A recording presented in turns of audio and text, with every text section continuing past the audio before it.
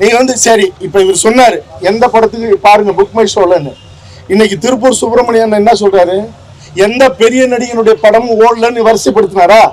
அப்ப பெரிய நடிகன் படத்தை ஓடிடியில வாங்கி 100 கோடி 200 கோடி நஷ்டப்படுற ஓடிடி தளம் பெரிய நடிகனுடைய படத்துக்கு தேட்டருக்காரங்க பணம் கொடுத்து அல்லது அதுக்குன்னு ஒரு டிஸ்ட்ரிபியூட்டர் அதுக்குன்னு ஒரு கோஸ்ட் வந்து வாங்கி நீங்க நூற்றுக்கணக்கான கோடி நஷ்டம் அடையும் போது இப்படி ஒரு அற்புதமான விஷயத்த ஒரு வாழ்வியல ஒரு புரட்சிகரமான நடந்த ஒரு உணர்வுபூர்வமான ஒரு சம்பவத்தை சொல்லி இன்னைக்கு எங்களுக்கு வந்து தமிழ்நாட்டில் தேட்டர் இல்லை, அதுவும் தமிழர் அல்லாத கூட்டங்கள் இங்க வந்து நாங்க பூட்டு வேணாலும் போட்டு வைப்போம் உங்களுக்கு ஒரு ஷோ கூட கொடுக்க மாட்டோம்னா இந்த சங்கங்கள் தான் முதல்ல இந்த மண்ணில இருந்து அப்புறப்படுத்தப்பட வேண்டியது.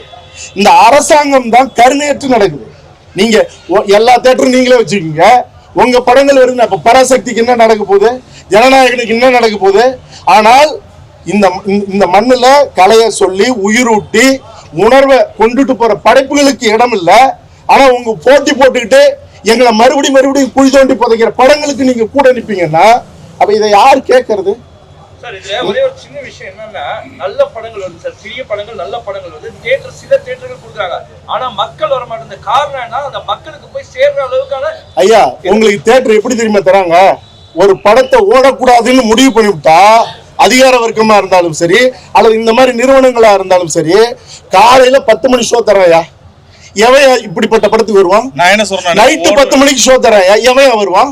ஓடவே இல்லைன்னா கூட சரிண்ணே, நீங்க 3 மணிக்கு ஃபர்ஸ்ட் ஷோவும் கொடுங்க. நீங்க களத்துல ஓட விடுங்க. முதல்ல ஓடுது ஓடலன்னு மக்கள் தீர்மானிக்கிட்டேன். ஒரு ஷோ கூட ஓடலன்னா தூக்கியா கொடுக்கவே மாட்டேன்னு நான் இதான் கொடுத்துருக்காங்கண்ணே.